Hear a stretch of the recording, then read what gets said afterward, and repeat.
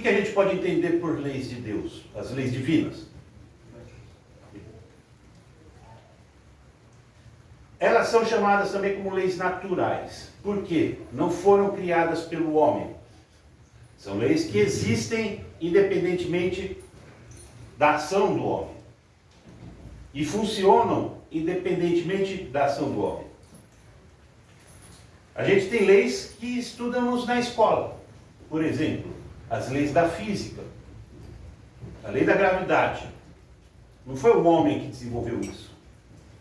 A gravidade existiu sempre. É um fenômeno relacionado massa, peso, atração gravitacional do planeta. Desde sempre, desde que a Terra foi criada. As leis da biologia são leis naturais, porque não foi o homem que as inventou. O homem as descobriu. Isso é outra coisa. A gravidade o homem também a descobriu. Quando a maçã caiu na cabeça de Isaac Newton. Mas aquilo sempre existiu. São leis naturais. São leis divinas. Mas essas leis, elas se cumprem sozinhas.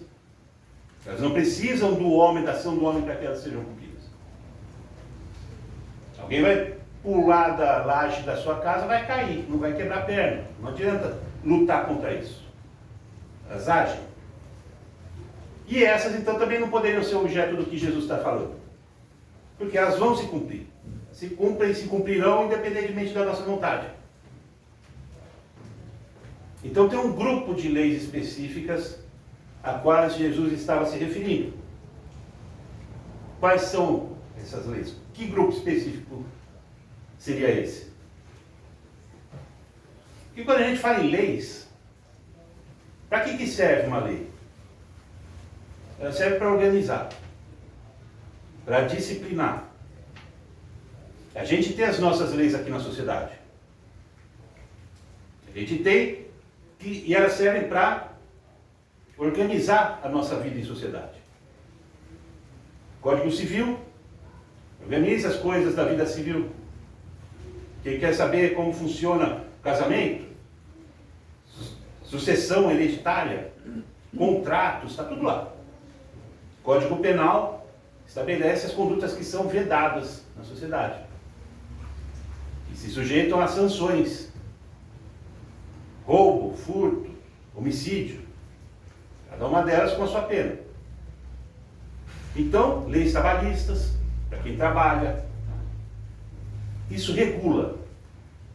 Agora, essas leis às quais Jesus se refere também regulam.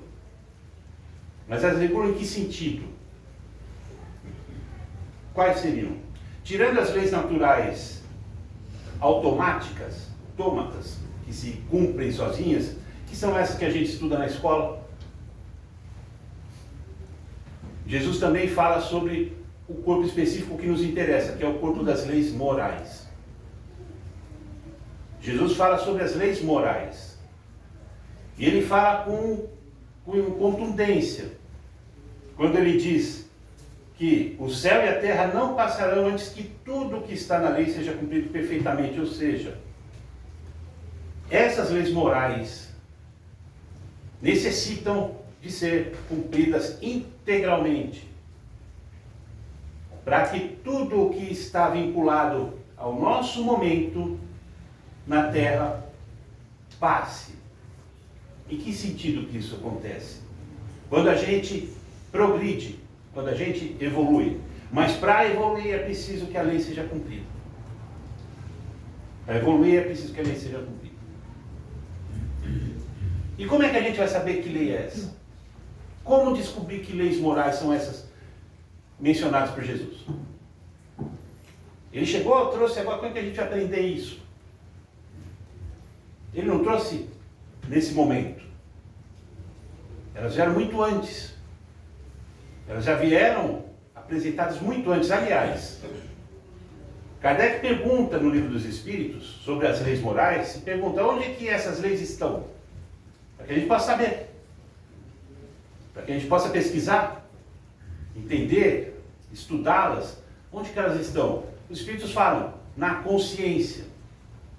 A gente já nasce com essas leis gravadas na consciência.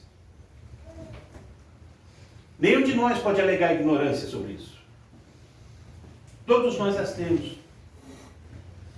O que pode nos faltar, e é para isso que a gente está correndo e buscando, nesse progresso, nessa busca do progresso, a compreensão, o entendimento dessas coisas. Aí sim, entendê-las como funcionam corretamente. Mas as leis já estão gravadas na nossa consciência. E estão tão gravadas que mesmo que a gente não as entenda perfeitamente, a consciência acusa quando a gente as viola. E acusa de tal forma que um dos maiores mercados que existem hoje é o mercado das coisas que entorpecem a consciência.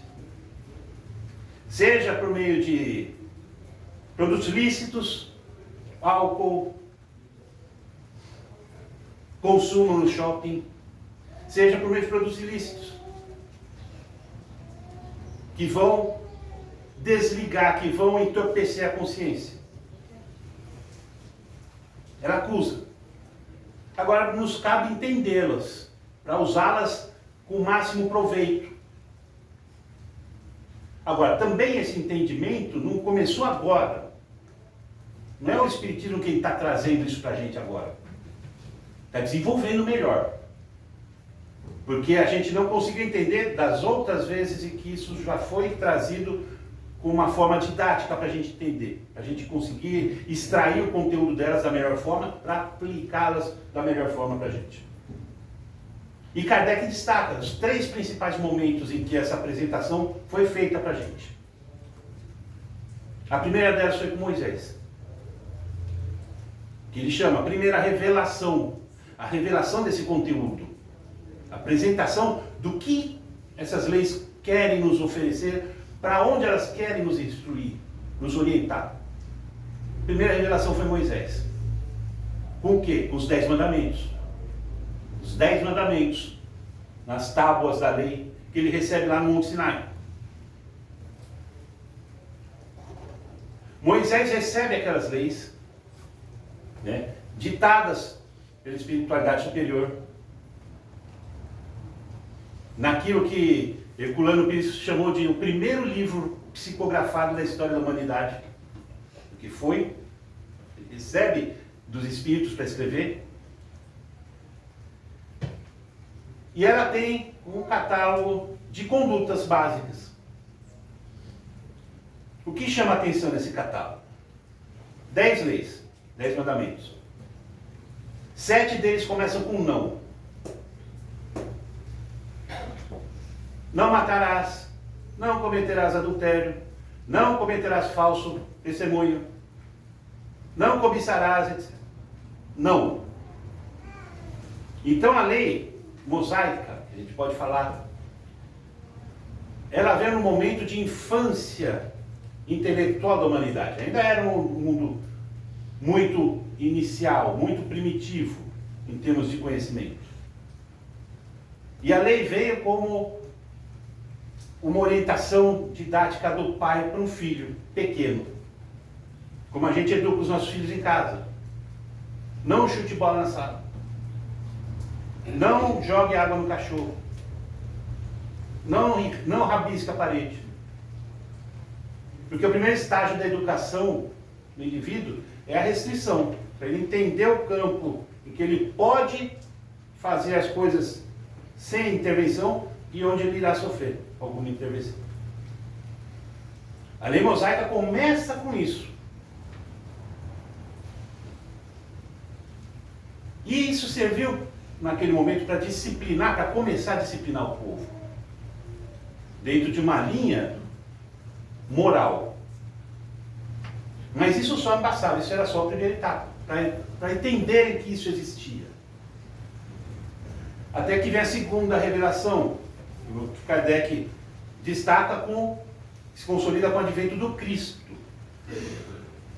E Cristo, quando chega e traz um monte de inovações aparentes para aquelas pessoas que estavam ali vivendo com ele, ele recebe essa conotação de agitador, de alguém revolucionário para a época, porque as palavras que ele dizia não faziam sentido para quem as ouvia. Fugiam daquele parâmetro que eles tinham que era formado com base nos mandamentos. Mas Jesus fala, eu não vim destruir a lei, eu vim dar-lhe cumprimento. Então, tudo que Jesus ensinou refere-se àqueles mandamentos. Mas ele coloca algo a mais, para que esses mandamentos comecem a fazer de fato sentido e que funcionem de fato para aqueles que entendem esse sentido e o aplicam. Onde a gente vê isso muito claramente? Na passagem do jovem rico. Porque o jovem rico vai perguntar para Jesus, o que eu faço para te seguir? O que eu faço para ganhar o reino dos céus? E Jesus fala para ele, é simples, cumpra os mandamentos. E o jovem responde, mas isso eu já faço desde pequeno. Aí Jesus vai além. Então você vai fazer o seguinte, venda o que você tem, dê aos pobres, para ganhar um tesouro nos céus. E aí siga. O que mudou de uma coisa para outra? O jovem já cumpria os mandamentos. Mas quando ele fala que os cumpria, Jesus já falou, bom, então você precisa fazer algo a mais. Aquilo só não bastava. Um dos mandamentos diz, o quinto mandamento, né? Não matareis. A gente fala, bom, eu não matei ninguém. Eu não tenho vontade, não tenho ganas de matar ninguém. Às vezes a gente tem, mas sufoca. A gente pode até ter, mas a gente segura. Disfarça, ninguém vai perceber que eu quero matar esse tranquilo. Tá, então praticamente eu não faço. Eu não cometo o que está aqui. Mas isso basta? Se eu penso em matar alguém, eu estou matando. Então, é diferente. O mandamento de contenção, não faça isso, não faça aquilo, ele segura, ele controla, mas ele não muda a vontade da pessoa. E é na vontade que a gente encontra o conteúdo e a raiz do nosso sentimento. Não é no ato em si. Porque o ato tem consequência. A gente fica com raiva de algumas coisas na rua, porque ou furam a nossa fila, ou fecham a gente no trânsito, aí você quer sair estapeando as pessoas, não pode fazer isso. Não pode fazer justiça com as próprias mãos. A gente sente vontade, mas se controla, por quê? Porque senão a lei vai nos pegar, a lei nossa, nos pega e a gente vai passar 5 anos na cadeia. Se tiver um bom advogado, você fica em liberdade, mas ainda assim, vai ter uma condenação. A gente se segura por isso. Mas a vontade está lá. E é aí que Jesus atua. Não basta só você se controlar. Porque os mandamentos falavam isso. Num estágio inicial. Primeiro a gente aprende a segurar os nossos instintos. Controlar. Mas isso não basta. Vai ter um segundo passo. Como você controla isso? Na verdade, você não controla, você converte. Você converte porque você vai passar a olhar o próximo com amor. Porque foi o que Jesus explicou para os doutores da lei. Que leis são essas? Como que a gente vai entender essas leis? Ele falou, olha, toda a lei, todos os profetas se resumem em 2 mandamentos. Tudo isso aqui que Moisés trouxe numa primeira apresentação, todo esse conjunto de leis morais que regem a nossa existência se resume em 2 mandamentos. Amar a Deus e amar ao próximo como a si mesmo. A partir do momento que a gente aprende isso, e isso foi o que Jesus veio trazer de diferente, o passo adiante. A gente aprende isso, a gente vai continuar seguindo os mandamentos, mas com outro viés. Eu não matarei. Mas não porque eu estou com medo de ir para a prisão. Porque eu sei que não há nada que justifique fazer mal para o meu irmão. Que se eu tiver que fazer algo pelo meu irmão, é para ajudá-lo. Eu não vou fazer falso testemunho contra o meu irmão, não vou fofocar contra ele, porque isso prejudica. E tudo que eu puder fazer por ele deve ser para ajudá-lo, deve ser para ampará-lo. A gente continua cumprindo os mandamentos, não mudou nada, mas o que mudou é a orientação onde a gente se suporta para conseguir cumprir esses mandamentos. Aí é diferente. Por isso não há contradição nenhuma naquilo que Jesus veio dizer para nós. Eu vim cumprir a lei e traz todas aquelas inovações que as pessoas não entendiam na época. Porque ele estava mostrando como conformar o sentimento da pessoa que quer seguir aquelas leis antigas de Moisés com o princípio geral de toda essa lei moral, natural, que nos rege. O amor. O amor através da caridade, que é esse amor em execução, esse amor em movimento. E aí vem a terceira revelação. 18 séculos de maturação dessa segunda revelação, para que a gente pudesse realmente assimilar essa nuance, esse detalhe que faz toda a diferença no cumprimento das leis. A terceira revelação, que é a revelação dos Espíritos, que agora eles vêm nos trazer o desenvolvimento objetivo de todos aqueles princípios que Jesus se referiu quando estava nos ensinando lá há 2000 anos. Todos aqueles ensinamentos que vieram transmitidos pelas parábolas, que eram passados de uma forma enigmática, vamos dizer assim, não era algo explícito, era um ensino transmitido de uma forma, certa forma hermética. Por quê? Porque ele era uma forma de transmissão que respeitava as capacidades de recepção de cada um que estivesse ouvindo. Não forçava ninguém a tentar absorver uma visão única, porque aquilo era impossível, como ainda é hoje certo termo. Cada um tem o seu próprio grau de desenvolvimento. Então a gente não pode forçar o outro a querer ter a mesma compreensão que eu tenho.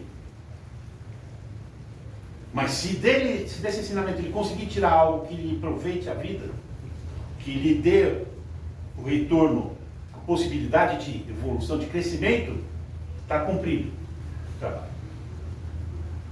Então a espiritualidade veio desenvolver aqueles conteúdos. Porque hoje, para o espírito nosso, já se pode falar, atingimos um grau de maturidade. Quando éramos ali reencarnados lá, Moisés viveu mais ou menos 1500 anos antes de Cristo. Então são 3500 anos, mais ou menos. Nós éramos ainda incipientes, intelectualmente falando. Hoje não. A gente lida com conquistas, mas que nem em sonho poderia se imaginar há 100 anos atrás.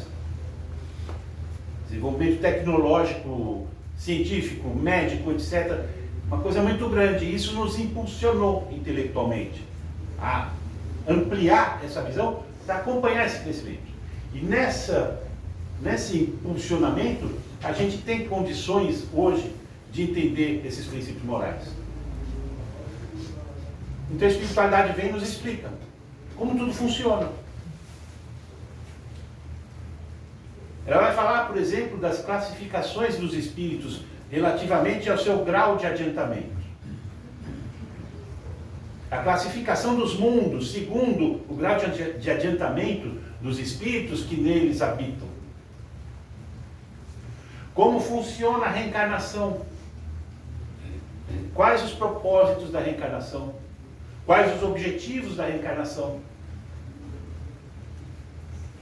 As leis que estruturam e regem essas reencarnações, esmiuçadas de uma forma mais objetiva. No livro 4 do Livro dos Espíritos, nós temos as 10 leis morais básicas, né? Que foram catalogadas como as leis principais, as básicas leis morais. Está ali. Então a gente consegue entender melhor como elas funcionam. Mas a ideia sempre será essa.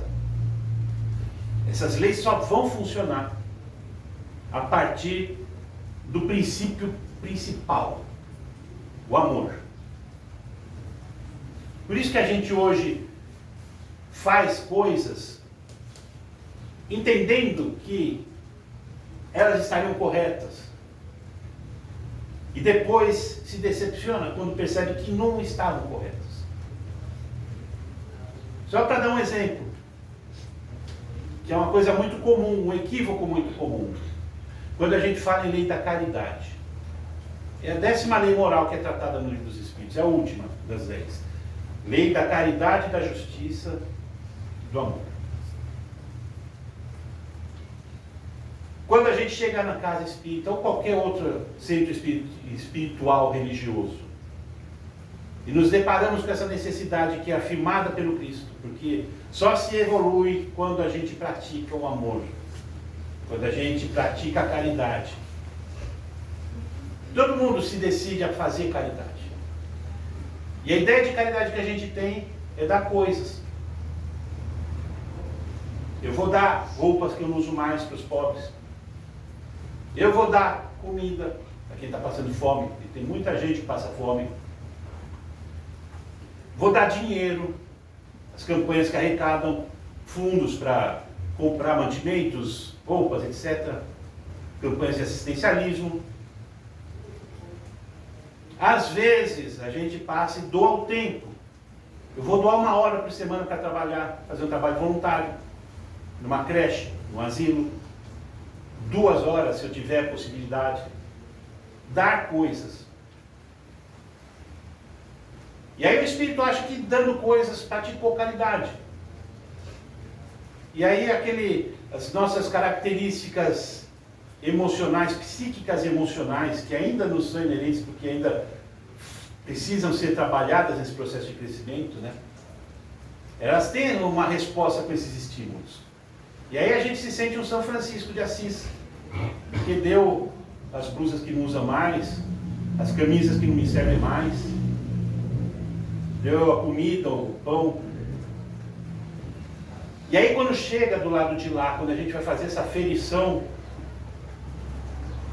do que rendeu a nossa existência, essa visão é derrubada pela realidade dos fatos. Talvez possa ter havido boa intenção, sim, mas não houve o cumprimento da lei de caridade, porque a lei de caridade não é isso. Ela não trata disso. Ela não se explica nisso. Dá coisas de assistencialismo. Caridade é outra coisa. Mas como é que eu vou saber o que é caridade, então? Está lá no Livro dos Espíritos. Pergunta 886. Caridade é perdão, indulgência e benevolência. Caridade não é ato, é sentimento. São essas diferenças que vão ajudar ou atravancar o nosso desenvolvimento. Elas decorrem da compreensão e da aplicação da lei moral. Então não tem nada que está sendo mudado, nenhuma inovação em tudo que Jesus veio nos trazer, em todo esse pacote de ensinamentos que a gente recebeu desde Moisés com os mandamentos, até hoje. É tudo linear. É tudo numa sequência só, com base nos mesmos princípios. A única coisa que mudou é que foi dilatando um pouco o panorama para auxiliarmos na compreensão mais profunda, conforme o nosso grau de adiantamento. Se hoje a gente tem uma doutrina espírita que explica a minúcia desses detalhes, desses princípios, é porque intelectualmente nós já temos uma capacidade que nós não tínhamos há 2.000, a 3.500 anos atrás.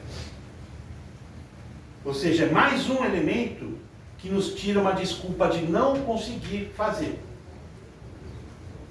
Ou seja, é mais um elemento que nos conduz a um ponto em que não fazer isso decorre de uma opção consciente e não da ignorância. Daí a importância de entender, daí a importância de ter em mente essa questão necessária da lei, como Jesus veio nos advertir. Porque sem ela não tem caminho. Sem a lei não tem outra maneira de seguir e atingir o nosso objetivo, de prosseguir nessa jornada que a gente mira seguir. Não há um atalho. Eu vou deixar de fazer isso, mas eu vou tentar compensar fazendo outra coisa. Não tem. É só através do cumprimento dessa lei. Daí porque as 3 revelações, na forma como nos foram apresentadas, representam um trabalho gigantesco da espiritualidade, para nos trazer as condições necessárias para, de maneira absoluta, a gente afastar essa desculpa do não entendi ou não entendo, não compreendo, e vivê-las, aplicá-las de fato. Porque sem isso não se evolui. E uma das leis, uma dessas leis morais que estão tratadas mais especificamente, detalhadamente no Livro dos Espíritos, a lei da evolução, ela nos assinala, com base no nosso progresso, nossa condição moral, os meios necessários que vão nos fornecer subsídios para fazer o nosso progresso correspondente àquilo que a gente pode oferecer. O nosso planeta hoje é uma casa de evolução para os espíritos que ainda estão afetados a essa condição que necessitam de um mundo de provas e expiações para poder fazer a sua evolução. É a nossa sala de aula hoje. Mas a Terra também está evoluindo. Porque a evolução é geral, é ampla. Toda a obra de Deus evolui. E nessa evolução, ela passará a ser um mundo de regeneração. O que significa dizer? Ela será uma classe destinada a outro tipo de espíritos, que já estão com outro grau de adiantamento, para a realização de outras propostas evolutivas. Se nós quisermos seguir nessa fase de transição que estamos vivendo hoje, para continuar o nosso progresso aqui, a gente precisa dar nosso contributo. A gente precisa mostrar que entendemos o princípio dessas leis e que estamos buscando concretizá-las no nosso dia a dia. Porque, do contrário, a gente ainda vai estar preso nessa necessidade de viver em um mundo de provas e expiações. E nessa transição, a gente não terá aprovação automática para conseguir prosseguir aqui. É necessário se rematricular em uma outra classe ainda compatível com o nível que a gente tomou um bom banho. Isso impacta a gente diretamente. A gente não pensa nisso, né? A gente não costuma pensar no que vai nos acontecer depois que a gente morrer. Embora saibamos que somos imortais. Nós somos espíritos, né? A premissa básica de tudo. Nenhum de nós é o CPF que tem, o RG que tem, o passaporte que tem. Nós estamos hoje catalogados nesses números, mas nós somos espíritos. Espíritos imortais.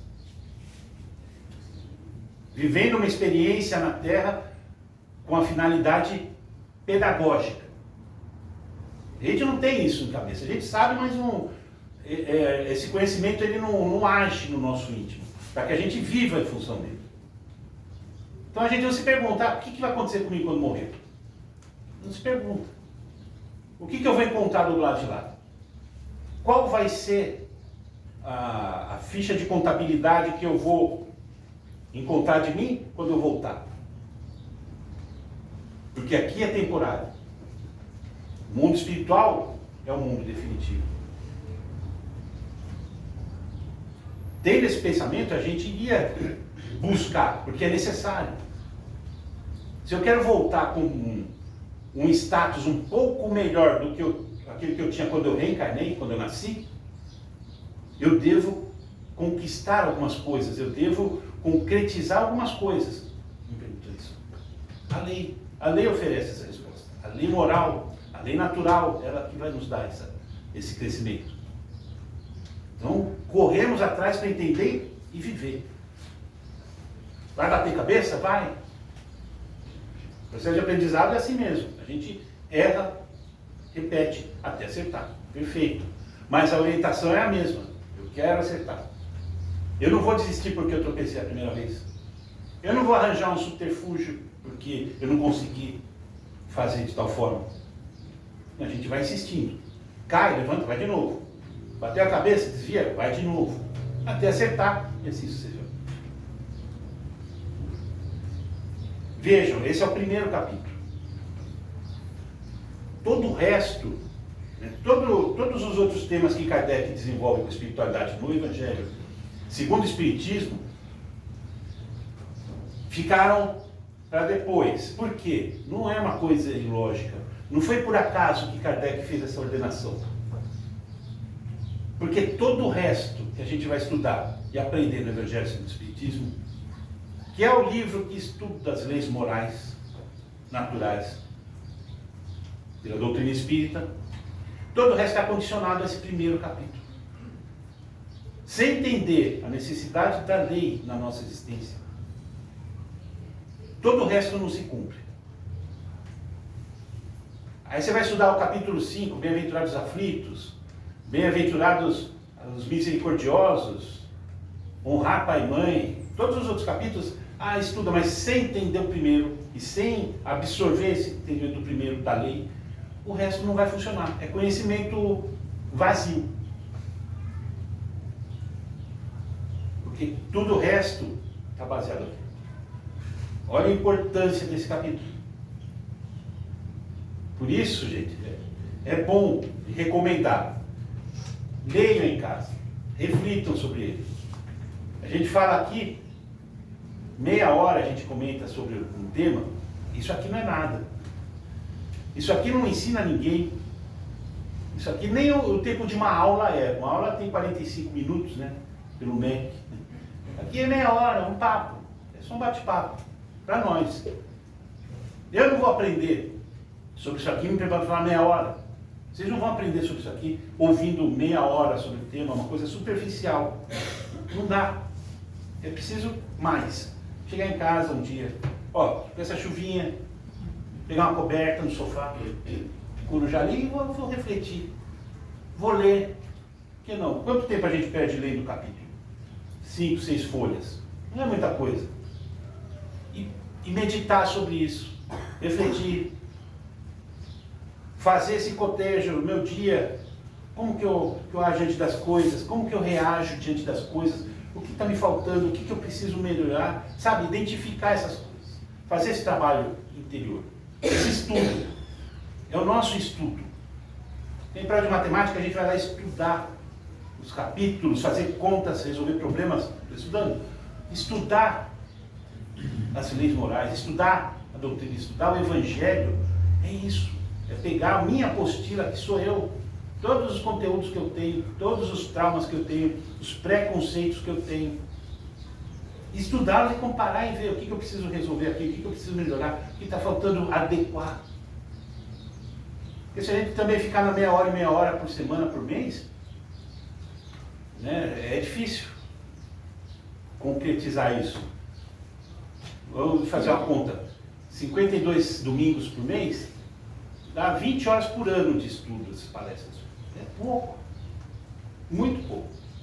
Então, assim, eu suplico que estudem, que vocês peguem os livros, reflitam e tenham essa visão. O que eu vou fazer? Como que eu vou entender e aplicar essas leis? Porque é a base. Sem isso não há edifício.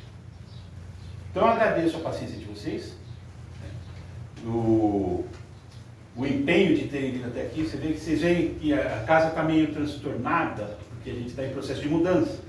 Não é mais, não estamos recebendo mais da forma como com os meios que a gente tinha para poder os receber, mas isso é temporário. Né? Logo, logo estaremos na casa nova, né, e podemos receber vocês também com as condições mais completas, também no ponto físico.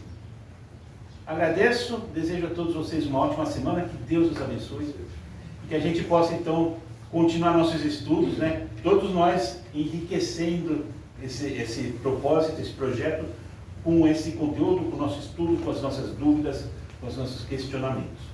Que Deus nos abençoe a todos. Muito obrigado. Agora a gente então vai elevando o nosso pensamento com muita gratidão no coração, com muita alegria pela oportunidade de estarmos aqui hoje reunidos junto com esses amigos espirituais que nos recebem com vibrações tão elevadas, tão abençoadas, para nos proporcionar um campo ideal de aprendizado, de reflexões, de meditações sobre os ensinamentos do Cristo e da doutrina espírita formatada por Allan Kardec. E a esses amigos espirituais a gente oferece o nosso muito obrigado aos mentores da casa, aos mentores do trabalho, aos nossos mentores. Muito obrigado pela parceria que nos oferecem, pela intuição, pela dilatação de compreensão que nos é proporcionada, para que a gente possa, nesses estudos, extrair o máximo dos conteúdos desses evangelhos de luz. E elevando mais o pensamento, a gente vai buscar aquilo que é a razão pela qual estamos aqui reunidos hoje. Aquele que nos trouxe pessoalmente esse evangelho de luz e que exemplificou com a sua vida como cumpri-lo, como executá-lo, como exemplo para todos nós. Ao nosso Mestre, Senhor Jesus Cristo, nosso muito obrigado por todo o seu amor, por toda a sua misericórdia, por toda a sua paciência para conosco. Que só as bênçãos possam envolver cada coração aqui presente hoje. Que cada ser possa retornar aos seus, aquecido no seu amor e guiado, orientado pela sua luz, de modo a utilizar esses ensinamentos que recebemos hoje como guias de conduta para suas existências. Que cada um de nós possa funcionar como cartas vivas do seu Evangelho dentro da nossa limitação, das nossas capacidades, auxiliando com o nosso exemplo a retransmitir, a divulgar esse guia de revolução, de renovação que nos é oferecido. E que assim cada um de nós possa dar o seu contributo para que essa família humana se torne cada vez mais integrada nos mais profundos laços de amor e de fraternidade por uma nós de nosso Pai. Que assim seja, graças a Deus e graças a Ti, Jesus.